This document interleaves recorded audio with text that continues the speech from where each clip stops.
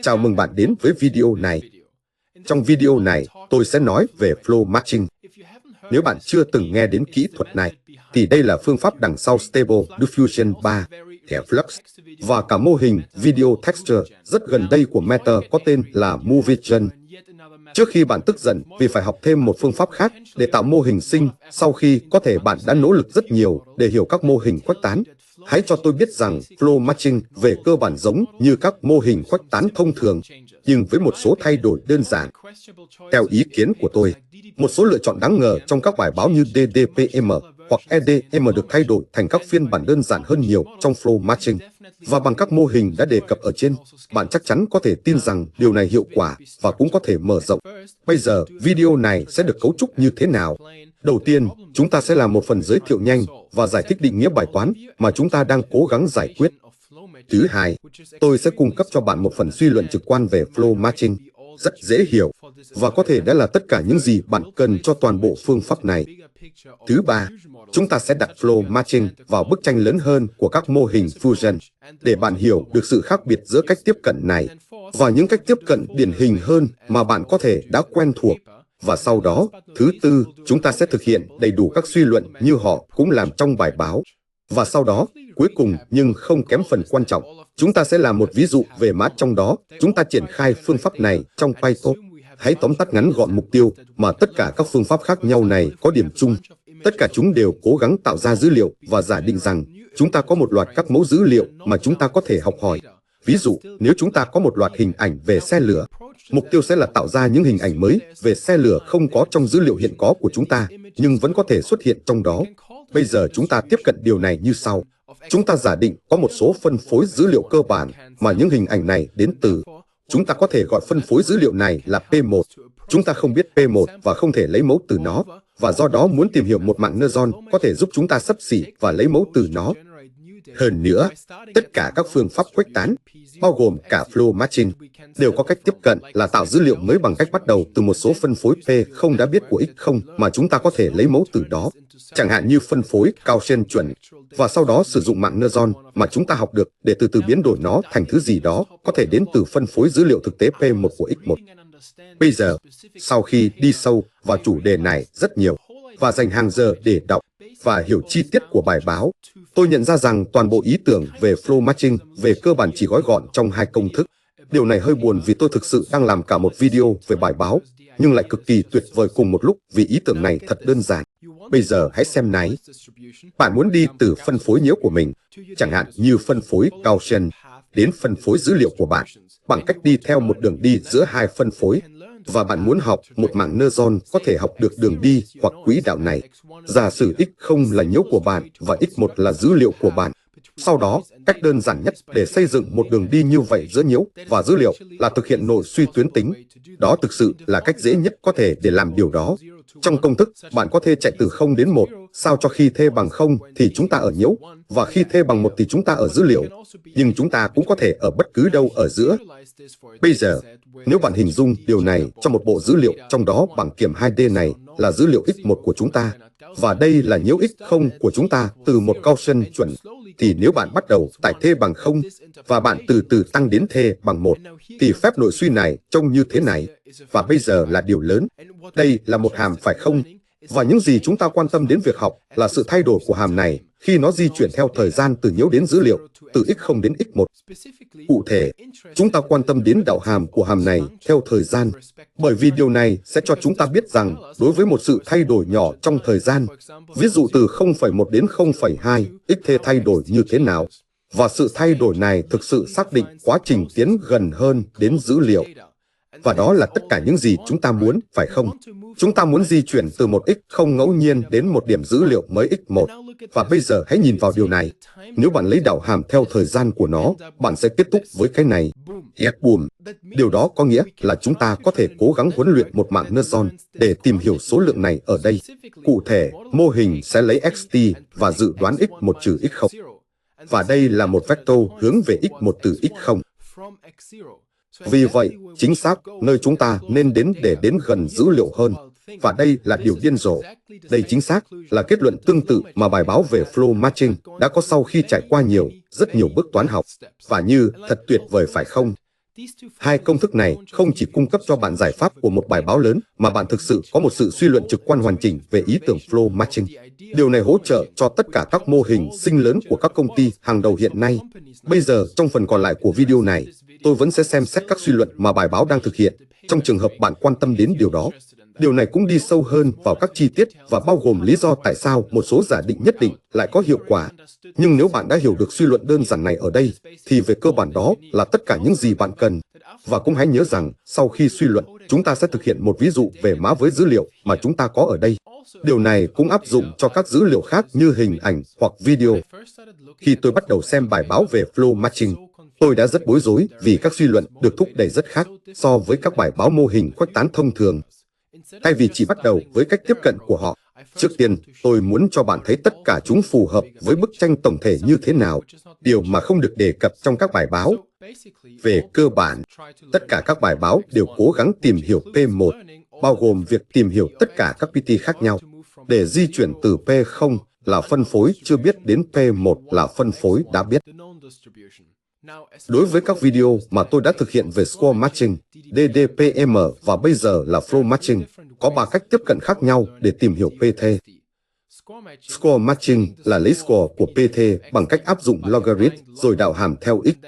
DDPM bắt đầu từ logarit âm của PT và flow matching cho biết PT được tạo ra bởi một thứ gọi là flow, ký hiệu.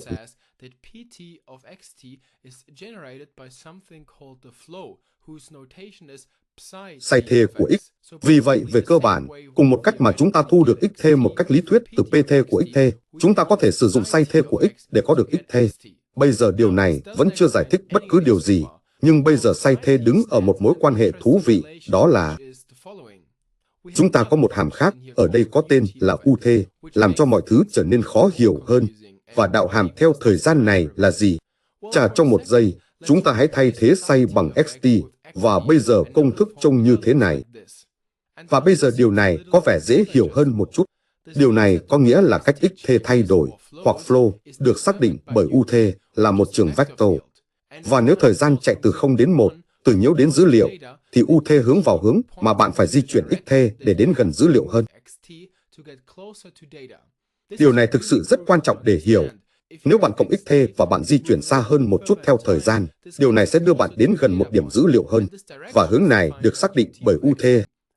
Và về mặt lý thuyết, nếu chúng ta biết u thê, thì chúng ta có thể cắm bất kỳ điểm nào. Và u thê có thể cho chúng ta biết chúng ta phải di chuyển theo hướng nào để đến được dữ liệu. Nhưng chúng ta không biết u thê, và đó là lý do tại sao flow matching cố gắng xấp xỉ trường vector này bằng một mạng Neutron VT, sao cho các đầu ra của cả hai hàm trở nên xấp xỉ giống nhau cho trước x thê. Và chúng ta sẽ có được x thê từ một flow psi, hoặc những gì bạn cũng có thể gọi là hàm gây nhiễu. Nhưng chúng ta cũng không thực sự có định nghĩa nào cho điều này, nhưng chúng ta sẽ đến đó. Và trước tiên, hãy xác định mục tiêu mà chúng ta đang cố gắng giảm thiểu. Chúng ta sẽ cố gắng học một mạng Neutron VT, cố gắng xấp xỉ u thê. Như chúng ta vừa nói, chúng ta không có quyền truy cập vào PT, và chúng ta cũng không có quyền truy cập vào psi, và do đó cũng không có quyền truy cập vào u thê. Nhưng để có thể đào tạo, chúng ta cần một cách để xây dựng PT, và cũng cần một cách để lấy các vector từ u thê. Và cách tiếp cận để đạt được điều đó về cơ bản giống như những gì chúng ta đã làm trong video score matching. Để đến đó, chúng ta hãy bắt đầu viết lại mục tiêu này cho đến khi chúng ta có thứ gì đó mà chúng ta thực sự có thể đào tạo được. Trước hết, chúng ta áp dụng đồng nhất thức đại số, những gì bạn có thể đã học ở trường, và bây giờ chúng ta sẽ tập trung vào thuật ngữ ở giữa này. Chúng ta có thể viết lại một kỳ vọng thành một tích phân với công thức cải biên này. Bây giờ, bước tiếp theo có thể đến một chút từ trên trời rơi xuống, nhưng tôi sẽ giải thích điều này trong một giây. Chúng ta sẽ áp dụng biên và sẽ viết lại u thê như sau. Và bây giờ điều này trông siêu phức tạp, phải không? Nhưng chúng ta hãy tìm hiểu điều này từng bước. Đầu tiên, hãy nhớ rằng ở đây thực sự đại diện cho cùng một thứ như phía bên trái, cụ thể là một vector hướng tới đa tạp dữ liệu. Bây giờ đây là một phiên bản đơn giản hơn của một trường vector, chỉ phụ thuộc vào một điểm dữ liệu duy nhất x1. Hãy thực hiện một ví dụ để hiểu điều này. Giả sử chúng ta có tập hợp dữ liệu sau của các điểm, một bàn cờ 2D, nơi tất cả những điều này thuộc về không gian dữ liệu, và những khoảng trống này thì không. Tất cả những điểm này thuộc về P1 của x1, và chúng ta sẽ sử dụng một phân phối chuẩn làm P0 của x0. Bây giờ, Cho đến nay, chúng ta vẫn chưa định nghĩa cách PT trung gian của xt trông như thế nào, chẳng hạn như P0,5 của x0,5. Và vì lợi ích của ví dụ này, tôi sẽ chỉ cho bạn điều này ở đây mà không cần xác định toán học bất cứ điều gì. Nhưng như bạn đã biết từ đầu video này, điều này sẽ chỉ đơn giản là nội suy tuyến tính. Chúng ta sẽ nói thêm về điều này sau. Bây giờ chúng ta hãy xem sự chuyển đổi tuyệt vời này như thế nào. Các điểm dữ liệu của chúng ta được chuyển đến phân phối nhiễu của chúng ta. Tuyệt vời! Vậy chúng ta đã nói ưu thê trò về dữ liệu của chúng ta, phải không? Nói chung, điều này rất khó để xác định, nhưng ở đây có vẻ dễ dàng hơn nhiều vì vector này chỉ phụ thuộc vào một điểm dữ liệu duy nhất. Giả sử chúng ta có điểm này, và nếu chúng ta chọn một điểm ngẫu nhiên từ bộ dữ liệu của chúng ta, chẳng hạn như ở đây, thì vector hướng tới điểm dữ liệu của chúng ta sẽ là đây. Dễ thôi, phải không? Và bây giờ, công thức này chỉ đơn giản là cung cấp cho chúng ta một kết nối tốt đẹp giữa ưu thê tổng quát khó xấp xỉ và ưu thê đơn giản cho trước x1. Cụ thể, SAS mà chúng ta tích hợp trên toàn bộ không gian dữ liệu của chúng ta. Trên thực tế, chúng ta sẽ xem xét toàn bộ tập dữ liệu của mình và tính toán từng vector và đánh trọng số chúng theo thuật ngữ này, sau đó cộng chúng lại. Vì vậy, chúng ta có một tổng có trọng số trong đó, hệ số này quyết định mỗi điểm dữ liệu hoặc vector có bao nhiêu ảnh hưởng. Bây giờ, hệ số này phụ thuộc vào mức độ có khả năng một điểm dữ liệu x1 nằm ở vị trí xt tại thời điểm t. Điều này về cơ bản được biểu thị bằng phần này ở đây vì PT của xt cho trước x1 là một hàm mật độ xác suất PDF và điều này trả về một giá trị cao nếu x nằm trong một khu vực dày đặc và cụ thể ở đây, điều này phụ thuộc vào x1. Để điều này ít gây nhầm lẫn hơn một chút, hãy tưởng tượng đây là xt của chúng ta và chúng ta chọn đây là x1. Nếu t bằng 0,8, thì điểm dữ liệu của chúng ta có thể di chuyển đến những vị trí rất gần xt do các nhiễu ngẫu nhiên khác nhau. Và do đó, nếu chúng ta ở xt, thì việc di chuyển theo hướng này sẽ là một lựa chọn có thể. Khác với x1 này ở đây, vì nếu chúng ta tăng đến t bằng 0,8, thì xt ở rất xa, và do đó di chuyển theo hướng này có vẻ không phải là một ý tưởng hay. Và đây chính xác là những gì mà đại lượng này sẽ cung cấp cho chúng ta. Một giá trị mật độ nếu xt có khả năng xảy ra xung quanh x1 được di chuyển đến một bước thời gian cụ thể t. Và cái này ở dưới đây chỉ đơn giản là cho mục đích chuẩn hóa để chúng ta vẫn tích hợp thành một. Nhân tiện, hãy nhớ sự phụ thuộc vào t. Vì xt này không có khả năng ở gần x1 tại thời điểm t bằng 0,8, nhưng có nhiều khả năng hơn nhiều tại t bằng 0,2. Và bây giờ, sau khi chúng ta có sự bằng nhau này, chúng ta có thể cắm nó vào công thức mà chúng ta đang viết lại. Và bây giờ bạn thấy rằng PT của xt bị hủy bỏ và chúng ta còn lại công thức này. Và bây giờ chúng ta di chuyển tích phân này ra phía trước bằng cách sử dụng định lý Fubini-Tinelli. Và bây giờ chúng ta viết lại điều này thành một kỳ vọng cho chúng ta điều này. Và chúng ta có thể cắm thuật ngữ này trở lại làm phần thứ hai của toàn bộ phương trình. Và bây giờ chúng ta sẽ làm điều tương tự như chúng ta đã làm trong suy luận score matching. Chúng ta thêm thuật ngữ này vào toàn bộ phương trình của chúng ta và ngay lập tức trừ đi điều này một lần nữa. Và như chúng ta đã thấy ở đó, điều này thực sự rất hữu ích vì bây giờ chúng ta thấy rằng đây là đồng nhất thức đại số mở rộng mà chúng ta có thể viết như thế này. Bây giờ, hãy tách dừng tất cả các thuật ngữ này thành các kỳ vọng của chúng và chúng ta có thể thấy rằng nếu chúng ta muốn giảm thiểu mục tiêu này, thì hai thuật ngữ này không bao gồm các trọng số mà chúng ta đang tối ưu hóa, vốn chỉ có trong mạng Neutron VT của chúng ta.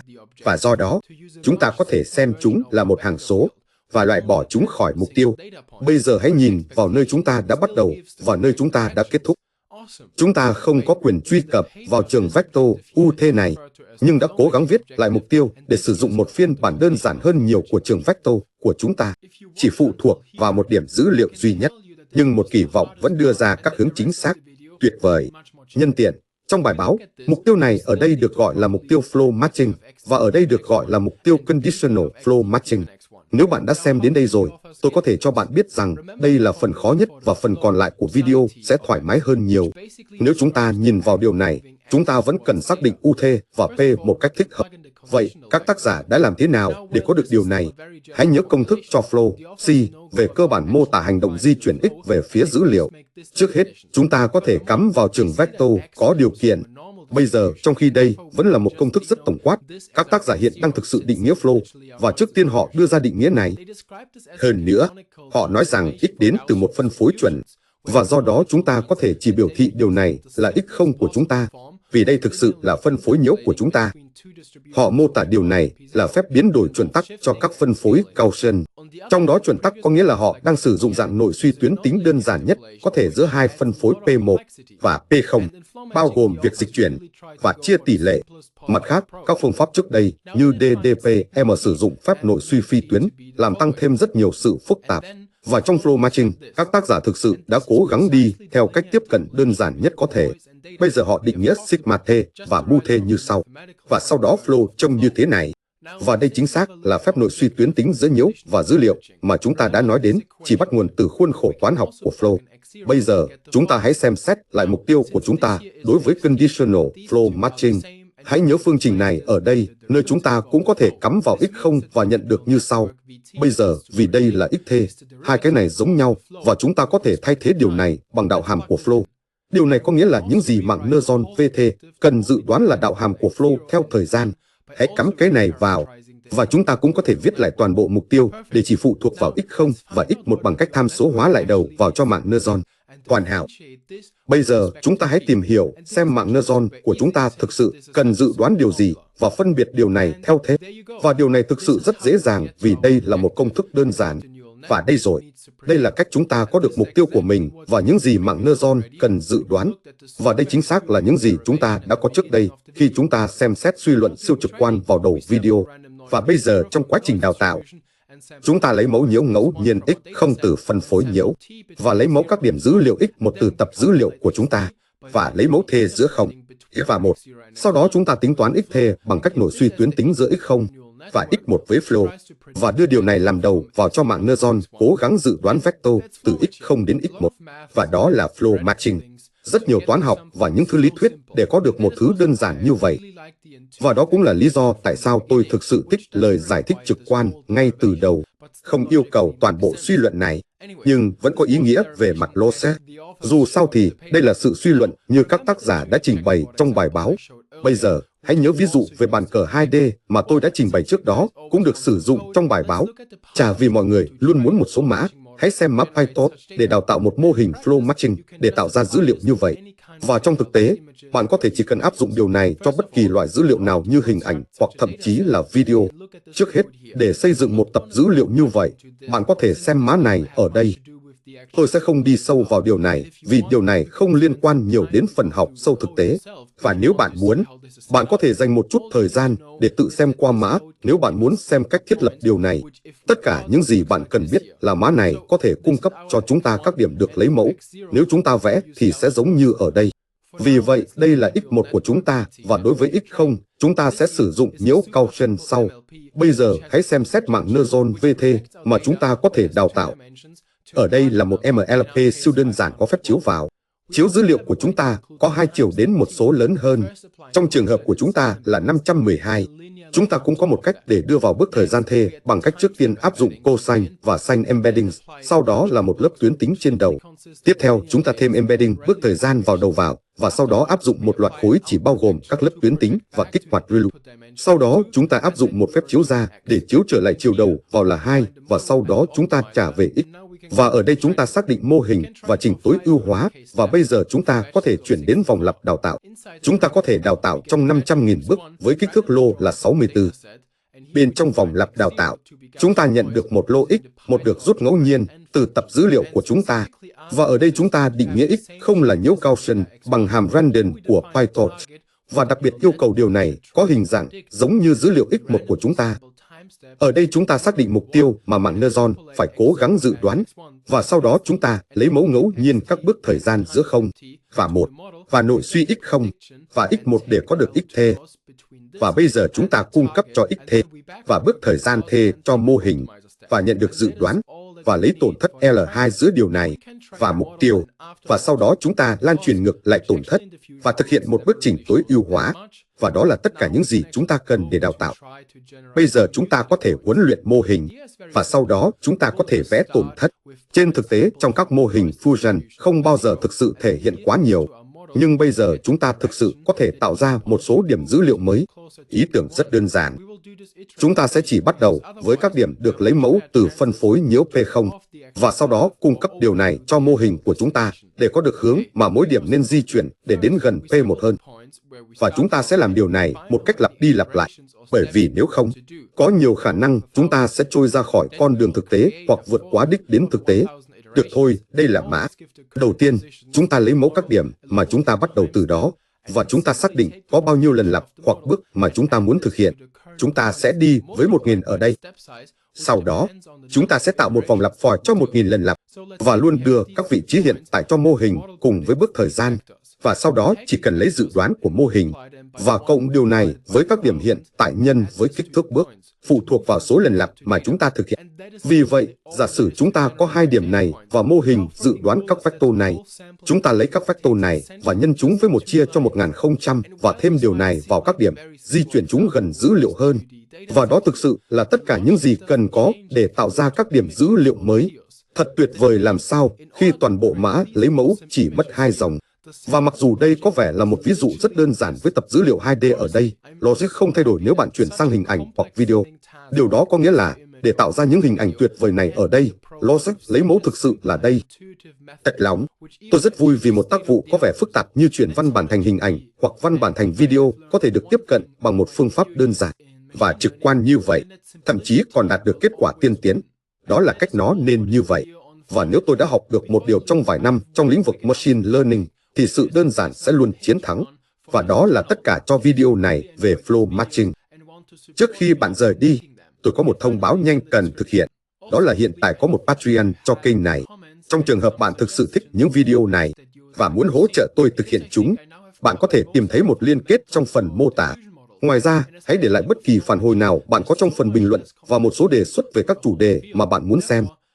Bởi vì tôi nghĩ rằng bây giờ tôi đã đề cập đến hầu hết các nguyên tắc cơ bản của các mô hình diffusion, và đặc biệt là với flow matching, có ít sự phức tạp hơn nhiều đối với toàn bộ lĩnh vực.